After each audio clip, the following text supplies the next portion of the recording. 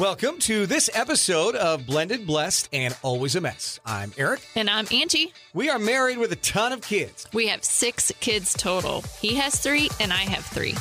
My name's Hallie, and I love riding horses. I'm Lexi, and I love agriculture. My name's Carter, and I love eating. My name's Chase, and I love lifting weights. My name's Summer, and I love spending my parents' money. I'm Dane, and I love baseball. Our show is about our blended, blessed, and always a mess life. And our hope is if you find yourself in the same situation we are in, that by sharing our story, all the fun and all the mess, the challenges we are experiencing, it will give you some inspirations, laughs, and community, knowing you are not alone in this mess. We appreciate you spending time with us. Let's dive in. Welcome to this week's episode of Blended, Blessed, and Always a Mess, where, yes, we are a little bit late in releasing our episode this week, but we just had a crazy busy week, especially this weekend when we honored Hallie with several different things that we'll talk about probably in next week's episode, but had her big barrel race, and we can say that we have now officially reached her scholarship goal, so she will always have a scholarship at the University of Missouri in her name moving forward. So we'll talk more about that next week. But this week, we wanted to dive in for some more real talk, if you will. We have several really neat and unique guests lined up. So you might remember a couple of months back when we had our friend Michael Agnew, one of the owners of API Project Fitness here in Columbia, on. And that was a really well done episode as far as like people loved it. They were sharing it with their kids. Really well downloaded. And so I couldn't, as a man, and guys like to compete, let his partner at API Project Fitness, Jerrell Jackson, off the hook without bringing him back on so that he could talk. They're two different guys, two different personalities, but they're best friends like brothers. And so Jerrell, I think, will talk about different things today than Michael. They are not the same guy, but wanted to have Jerrell on because Jerrell's got a great story as well about from growing up through childhood, how the game of football has helped in his life, and then just talking about different challenges like we all face. And that's kind of what our podcast, as you know, has become. It started as a podcast for blended families. We still do that, but with the loss of Hallie, it's really become more about the challenges that we all face. We all face different ones, and then how do we move forward from there? So Jerrell Jackson, if you're from Missouri, you know that he played football at the University of Missouri from 2008 to 2012, had some big games. We'll talk about those. But he's originally from Houston, Texas. After he went to Mizzou, played a little football in the NFL and also in the Canadian Football League before returning to Columbia and opening API Project Fitness with his partner, Michael Agnew. And so Jerrell joins us today. Buddy, thank you for being on the podcast. We appreciate it and look forward to learning more about your life and how you like helping others. Well, first off, thank you for having me. Aric Angie, y'all have been great to me. And Michael, please go check out that podcast that he did. It was amazing. And he's definitely one of my favorite people on this earth. And it's really because he instills so much greatness in his words and things he can teach people. Hopefully, I can give y'all a little bit more about myself today. And I'm super excited. So thank you for having me. All right. So, Jerrell, we want to know today, because we've asked our kids about questions they'd like you to help with, and our kids go to your gym too, and it's really uplifting, not just for adults like myself, but for younger. You guys have done a great job with your gym of bringing young people through it and instilling confidence and things like that for them. But that had to start for you somewhere, and I have to think that started in Houston, Texas. It's a huge city. That's where you're born. That's where you're raised. You weren't born with a silver spoon in your mouth. What was growing up like for Jerrell Jackson? First and foremost, I grew up with 2 loving parents, imperfect parents that, showed me exactly, how to overcome things in life. And Houston, Texas is a huge city. So it's a lot to do, a lot of kids running around. My school easily had over 3,000 students, and there was a lot of competition, especially when it came to sports. But it was a lot of opportunity to get in trouble also, right? So I'm from Houston, Texas, and the historic Fifth Ward of Houston, Texas, which is a lower-income, poverty-stricken neighborhood, and a lot of crime, a lot of drugs, a lot of sex. And it's easy for especially a young African-American kid to get influenced by what they see.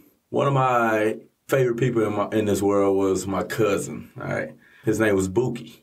All right. And was that a nickname? Yeah. So that should tell you the neighborhood I'm from. My cousin Buki, he was definitely super influential person in my life because I remember him always rooting me on, giving me a little cash on the side, telling me, hey, keep doing your thing on that football field. It's going to pay off. And guess what Buki did for a living? Did he sell drugs? Buki sold drugs, and he was like the neighborhood guy. And he also had an amazing family he took care of. However, just because of the neighborhood you in, you're going to see it. No matter, who it is. It can be family. It can be friends. However, when I looked at Buki, I didn't see that. I just seen someone who inspired me, who motivated me to continue to play football.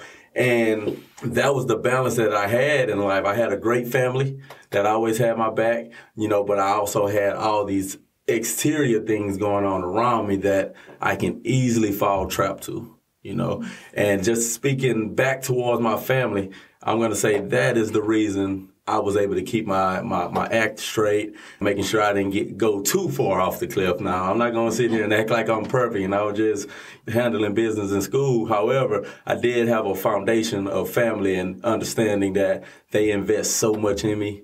I got to make this pay off. My dad, just the perfect dad you can ask for in a sense of holding you accountable, but also giving you the love, but teaching you, what this world is about and just the fairness that you have in your heart. My dad was a humble man, the neighborhood handyman, come there, fix your toilet, come over there, cut your grass.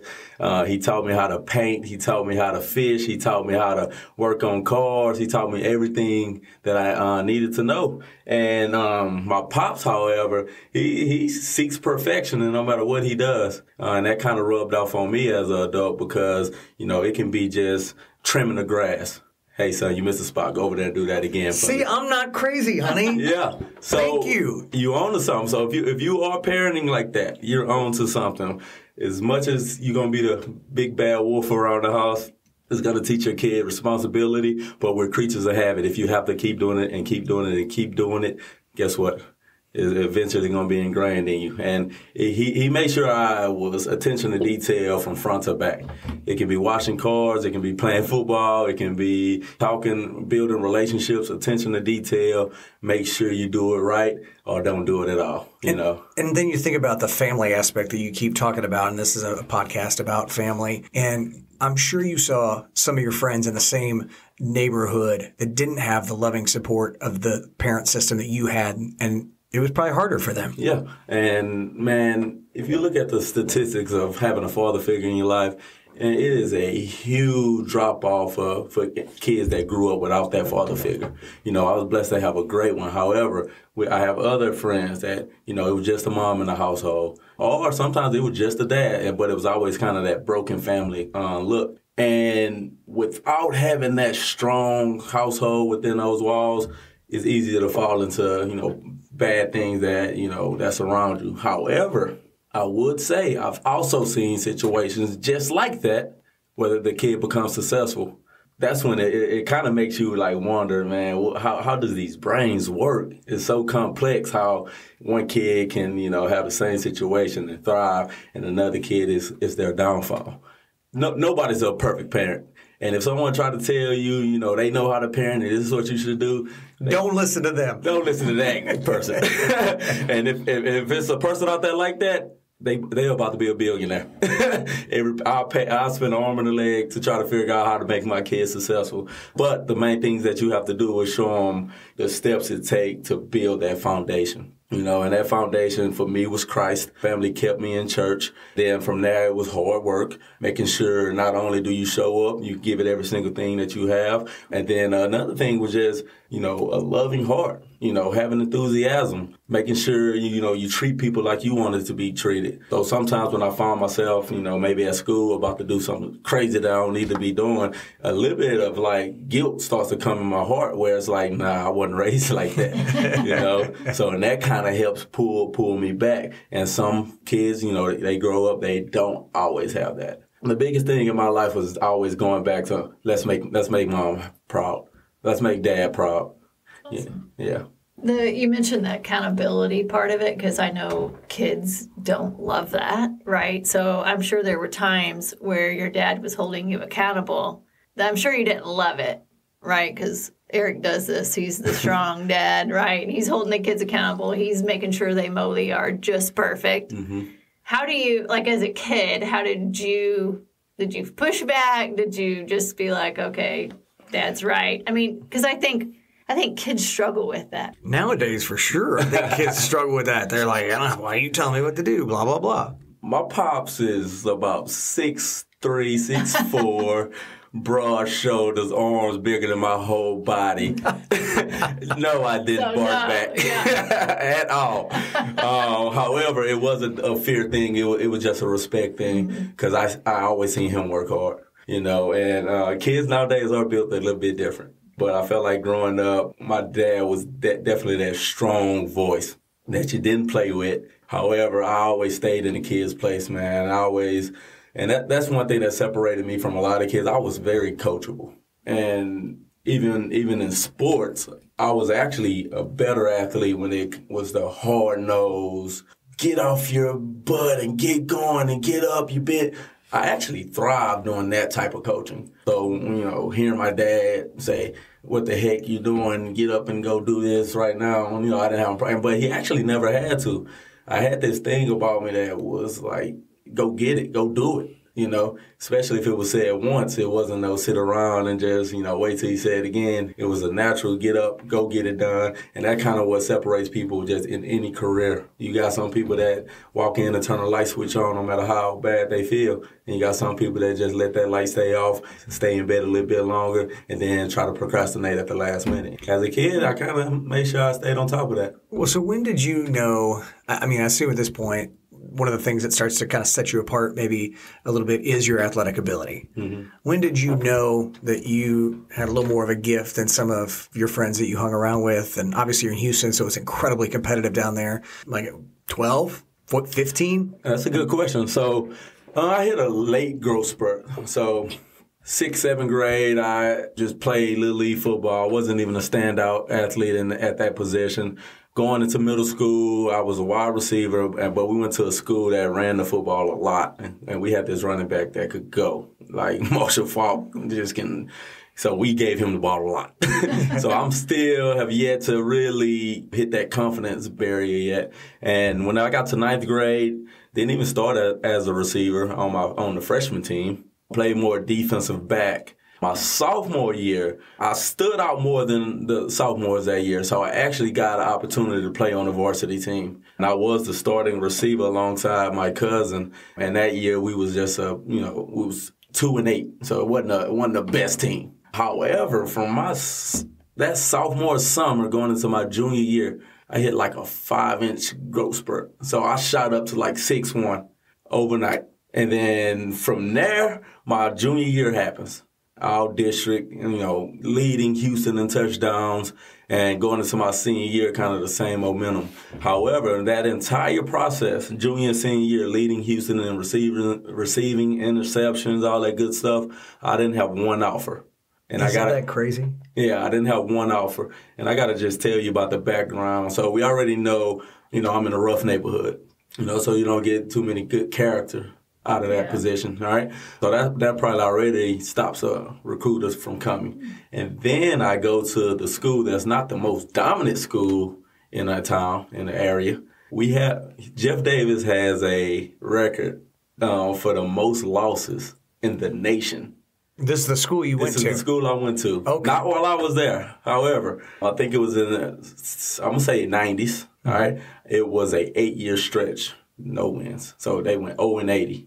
Gosh. And that broke a record. So it's hard to turn a program like that around. Right. So a lot of mediocre seasons, and then 2005 and 6, we had some standout guys come through and kind of take off, right? But even those guys didn't get crazy recruited because that's not where recruiters think to go. And then by my junior year, that was the first time we had another great season. And then my senior year, we had another good season. So, you expect coaches to see you.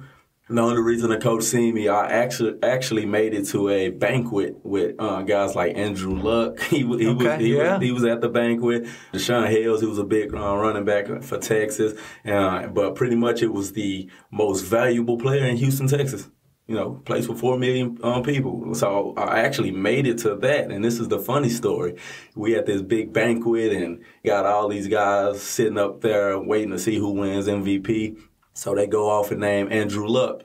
You know, hey, this is Andrew Luck, quarterback at this high school, offers from Texas, Oklahoma, Florida, Stanford, you know, and then they just name it off all these schools. I'm like, what? Wow, that's crazy. He's great. Then they name the next kid, and the 10-plus offers he had. Then they get to, and this is Jerrell Jackson, receiver from Jeff Davis High School. Roll the tape. Because I didn't have no offers yet. So I'm sitting here like, I'm the only kid at this table without an offer. However, Mizzou happened to be at that banquet. Mizzou happens to be at that banquet and notices I don't have any offers, calls the recruiting department. They call the guy that's recruiting that area, Coach Brian Jones. He shows up to my doorstep like 2 days later. Wow. You know, so it was hard for me to actually hit that moment where it was like, I know I'm that guy. I had confidence because I can make plays, but I wasn't getting offers. I wasn't. Keeps you humble. It keeps you humble. And so it wasn't until the Mizzou offer, it's like, okay, hold on, what? They're number 2. They was number 2 in the nation. We were really good back then, weren't we? Yeah. That was that good 10-year stretch where Mizzou football was really good. Yeah. You were a big part of the middle of that, for sure. Exactly. Yeah. And I was able to, you know, jump onto a great team and realize I just did something nobody in my neighborhood has done as far as I can remember. And that was at the moment right there when I walked on Faroe Field. It was like, man, I'm actually good. So it was actually a little bit later than what most D1 athletes kind of would say when they felt like they was the best guy. I always was competitive. I always felt like nobody can stop me. But, you know, I didn't have any accolades in the sense of like, hey, look at me. But I played with confidence. I played with heart. And I think, you know, whenever the recruiting coach came, he seen also, oh, this is a good kid also. Wow. You know, and that was a blessing, and I don't know where I'd be if it wasn't for that offer right there. That's crazy. What happened between those 2 days? So you're at this banquet and no offers. Yeah. I mean, that probably sucked. Yeah. So what? I mean, you know what I mean? And then all of a sudden, then you get an offer. And it goes to like my upbringing in the sense of having faith, you know, Yep. And just no matter where you're at in position, living like you're supposed to live, staying out of trouble, because I wouldn't have been in that position if I had made one mistake prior to that and not been able to, you know, do whatever. So whenever it happened, I felt like, man, I'm blessed. I am truly blessed coming from a neighborhood that, you know, it's hard to grow out of concrete. You know what I mean? However, I was able to find that small crack, that small opportunity, and I made it happen. And it was actually my birthday, which was signing day. So February 6th that year was the actual signing day. Dad, I'm talking, Mom is crying. You would think I just won the Super Bowl. But that tells you how little success we get to see in that neighborhood. The first family member to go to college and the first one to graduate. So it was definitely a super humbling experience, but it was amazing, and that's when I was excited and like, hey, I'm that guy now. Let's make it count. You did make it count. You had an incredible college career, and we didn't even talk about this with Agnew. He'll probably be mad, but for you, you had one of the biggest games a guy could have in prime time. My buddy Timmy Barnes was on that football team. You guys knocked off the #1 ranked Oklahoma Sooners, primetime television, on a Saturday night. You had a huge game that night. Mm-hmm. Big night. What's that feel like? Oh, that felt good. Everybody that watched that game know the feeling.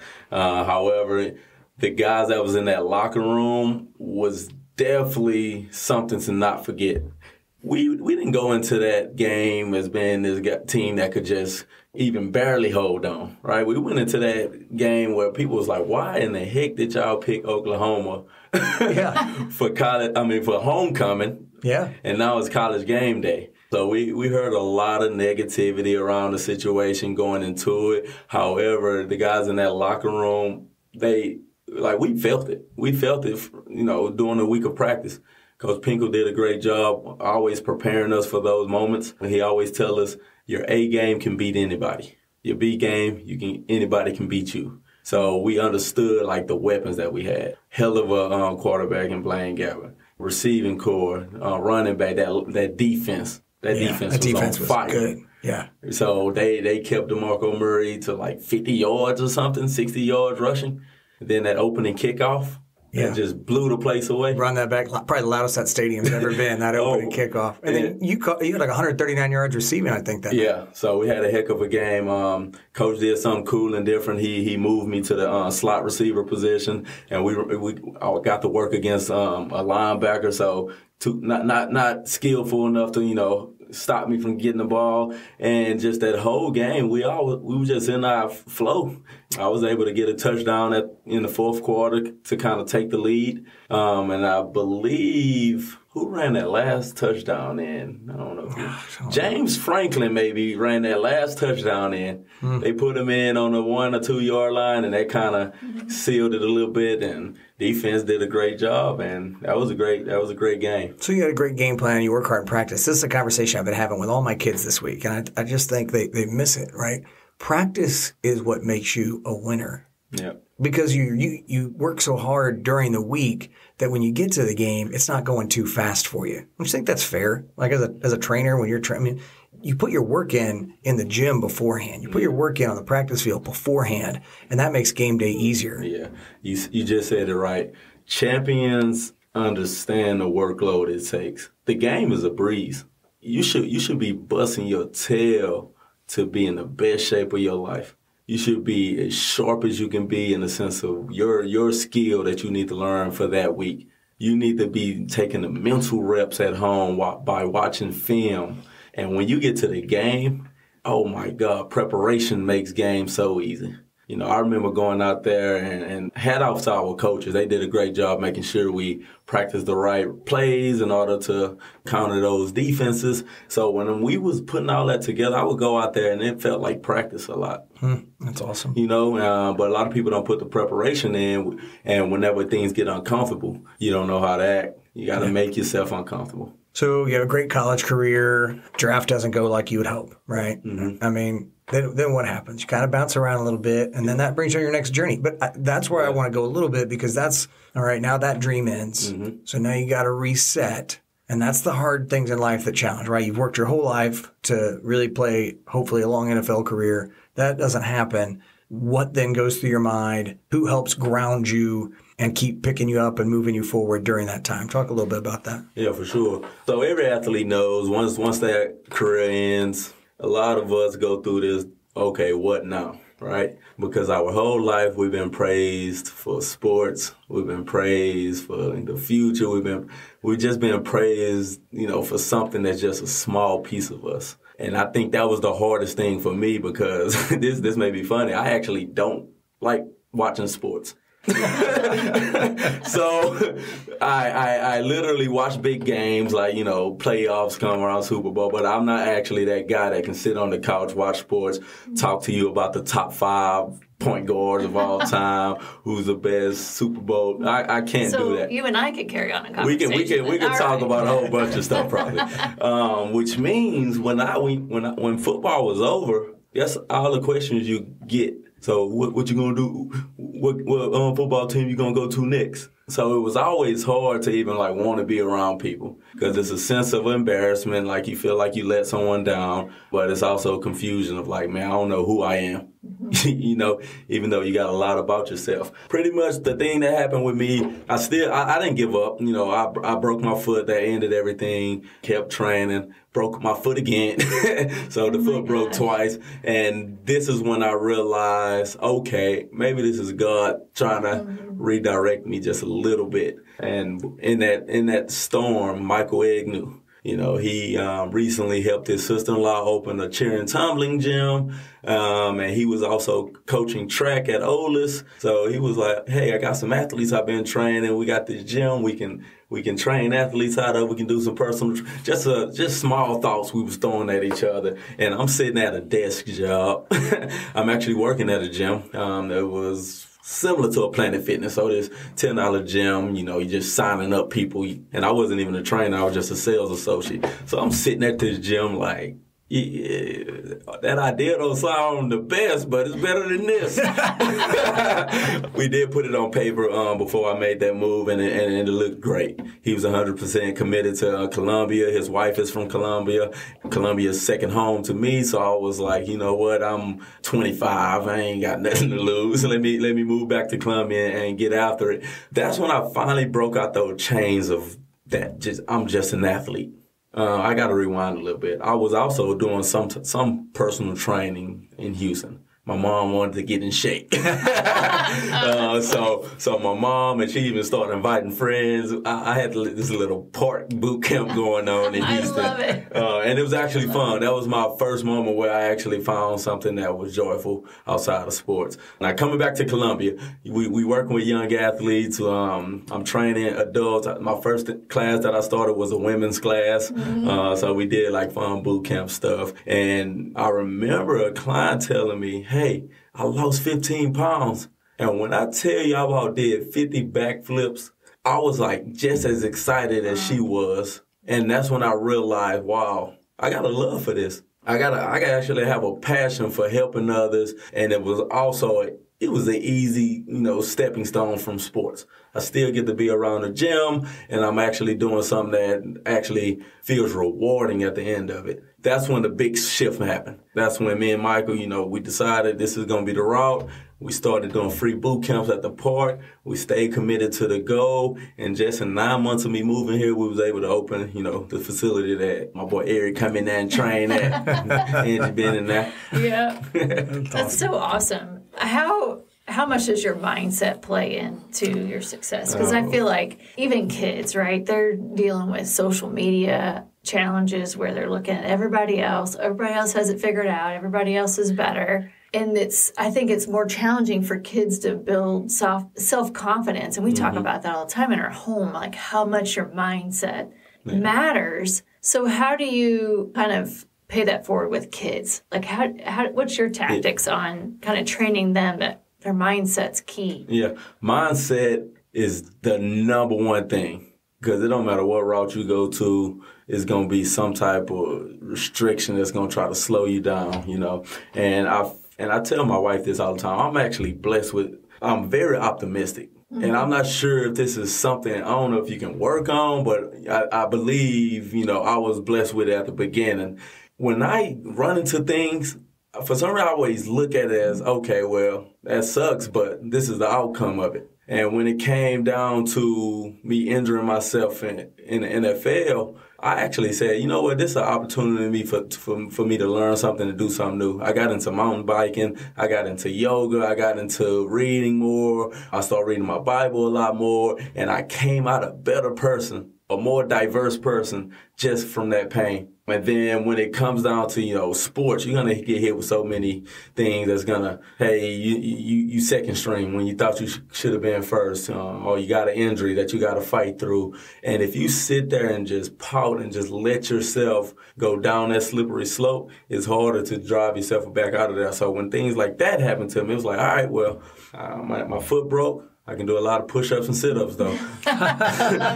So let me see what I can do and when it comes to that. So I try always not to let these negative, dark thoughts kind of take ownership of my mind. And then you lead with the tongue. So you have to preach positivity into your life. Mizzou did a great job with us. They put us in sports psychology in the sense of thinking right in sports. And that was kind of the first glimpse of me actually learning about positive thinking and applying positive thinking. I've always had an optimistic approach, but it's the words that really transform my life by saying, you know what, I got this. As tired as you are, hey, I got this. I can keep going. I can keep pushing. Versus, oh my God, another one. No, your body gonna follow exactly what the tongue says. All right, and this sounds funny, but false enthusiasm.